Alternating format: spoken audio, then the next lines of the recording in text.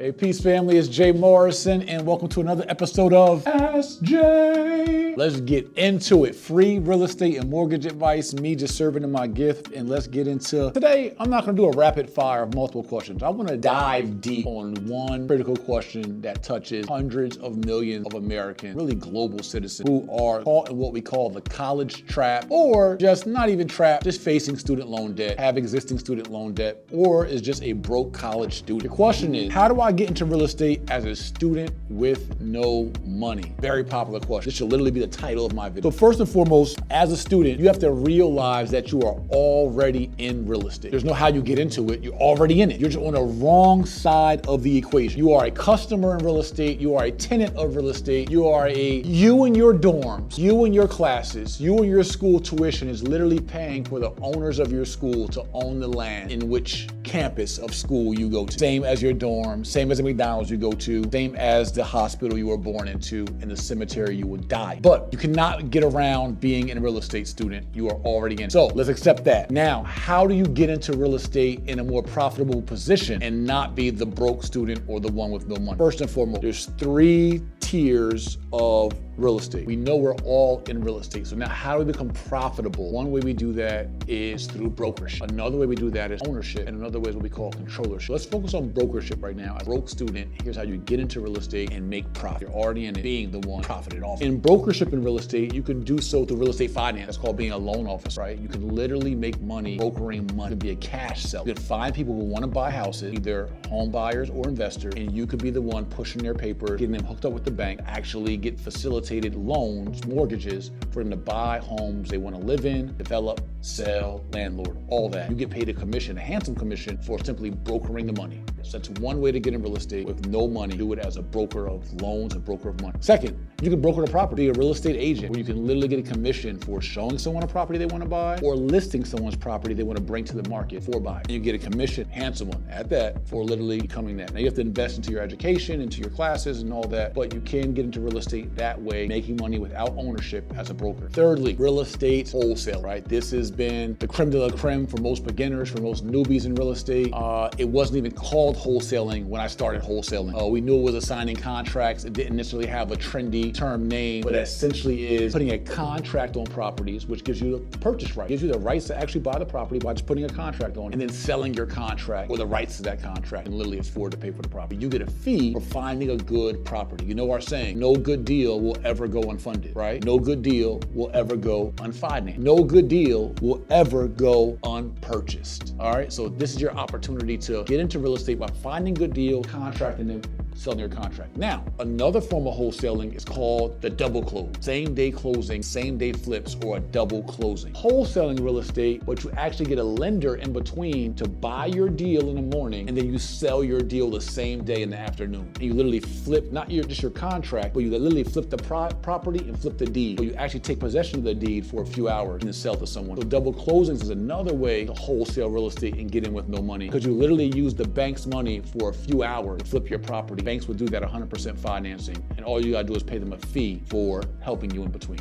And we do that even within our student community and the Real Estate Roadmap and Tulsa Real Estate Fund. That's brokership. So those are ways you can broker deals and get into real estate. Airbnb arbitrage, leasing out an apartment and then renting out that apartment through short-term rentals or Airbnb, where you pay $2,000 a month for rent. That costs you some money, a little bit of money, but you literally can get arbitrage where you charge $3,000 or $4,000 a month or daily rate for that and make money right in between. This gets into the ownership sector. Now, you can own real estate, multifamily, single family, homes, apartments, strip malls, all that, and do it with no money, but it's gonna take a real dive in of expertise. Let's be real, no money deals, no money down deals exist. 100% financing, it really does exist at the highest level. You literally can do it on acres of properties, hundreds of units, but no one's ever gonna take you serious. Bank, equity partner, credit partner, experienced partner, management partner. No one's ever gonna take you serious, can't be taken serious. If if you don't have the general knowledge base of how a deal and opportunity work, how you finance it, how you take it down. You don't know the terms, you don't know the lingo. You don't present yourself as someone that's confident or knows the terms. So if you want to make money as a college student in real estate, and you want to make a lot of money doing it, you want to accelerate your ways of building wealth or generating income doing it, you literally, just off knowledge base, perception, posture, and positioning, literally can start doing big 5 and even 7-figure deals. Like, I literally have students who've done major 6-figure deals, about $281,000 on one deal. You literally can do those kind of deals and transactions, but you gotta put yourself in position with your knowledge. Like, you literally gotta be able to talk to cash buyers, banks, investors, your mentor, coaches, and at least have the fundamentals down packed. So we're not gonna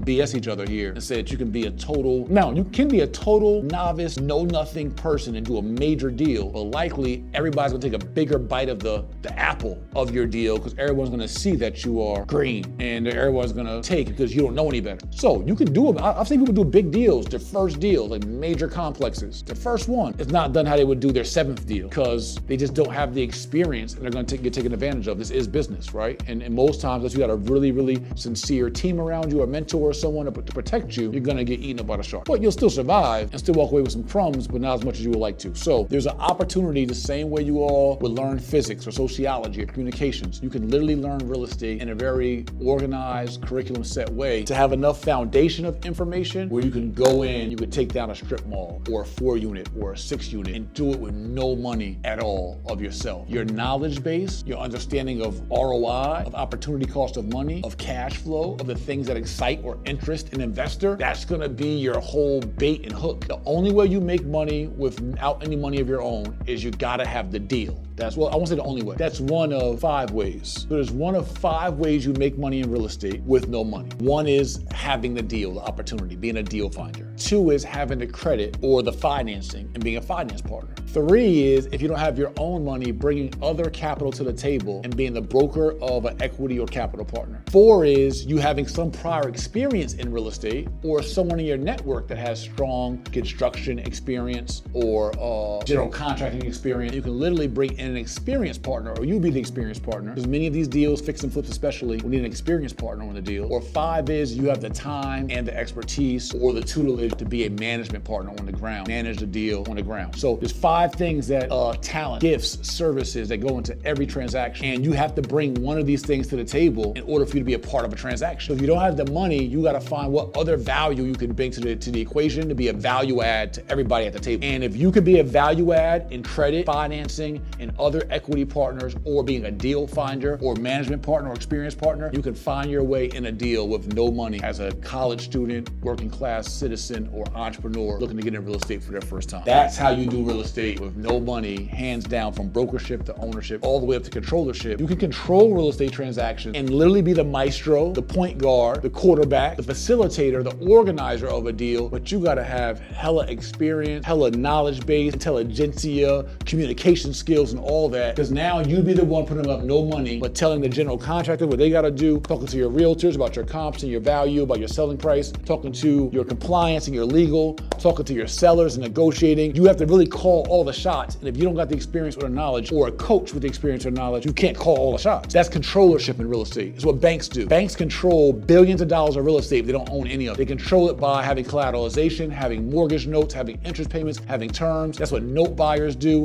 That's what fund managers do. That's what REITs do. You can do these things with literally no money. You can start these things with no money, but you gotta have some strong value add you're bringing to the table, which usually can be experience, expertise, or your relationships. So remember, if you're bringing no money to the table, you have to swap that currency out with some other kind of value. And as long as you can swap out money for other value, you have a right to be at the table, despite who you are. That's why we say education is so important, information is so important, and real estate specialized knowledge and expertise is so important. I've been able to do all of those: controllership, ownership, brokership, mortgages, private lending, financing, and you could literally have pieces of deals, whether it be interest, whether it be equity, whether it be profit share, future appreciation, tax advantages. You can literally share all those things in a deal. Do you know that you could be in a deal and don't get any profits or any cash flow, but get all the tax rights to the deal? As long as you and your partners work that out and it's fair for everyone, that could be your value you bring, is whatever that value is, but your compensation could be, you know what, I need all the tax write-offs, all the cost segregation, all the depreciation. I need that. Or you can be in a deal and get cash flow from the rental income, but get none of the future appreciation and equity. Or get the future appreciation and equity, but none of the rental income. Or get a little bit of all three, right, plus the power of control. So in a real estate deal structure, everything is on the table in regards to how you and your partner split the pot. And that's expressed through your operating agreement and or joint venture agreement. That expresses what the partnership looks like, what everyone's roles is, and how you break bread. As you know this, you can go into a deal as a college student with no money, but understand that money is not the only currency in the equation, and money is not the only compensation in the equation. And you can work these things out with your partners. And so now if you find a high net worth person or someone making big bank as a restaurateur or heavy cash flow and needs tax write-offs, you can encourage an investor who needs tax write-offs to come into your deal and invest actually their money, but not for profit or future money. It might just be for the depreciation, cost segregation, interest on the mortgage. These are all the write-offs. But if you don't have the knowledge base to know what write-offs would appease an investor or are available to them, you can't use those write-offs as bait, if you will, or proper incentive to bring on an equity partner to be the funder of your deal in exchange for maybe smaller profits, smaller equity, but larger tax advantage. Because you don't need the tax advantage because you're a broke college student. What you need is more of the capital. So you can literally swap out compensation and work that out once you're strategically informed and you're savvy and you're nice like I'm nice with this real estate. Don't remember, guys, real estate is just a game. We're all in it. Play the game, let the game play you. It's the oldest industry in the world that we all were born in and we all will die into. And it's the industry that feeds us. It gives us water, it gives us life, it gives us shelter, it gives us clothes, it gives us gold, it gives us gas for our cars. Hoopty, Honda,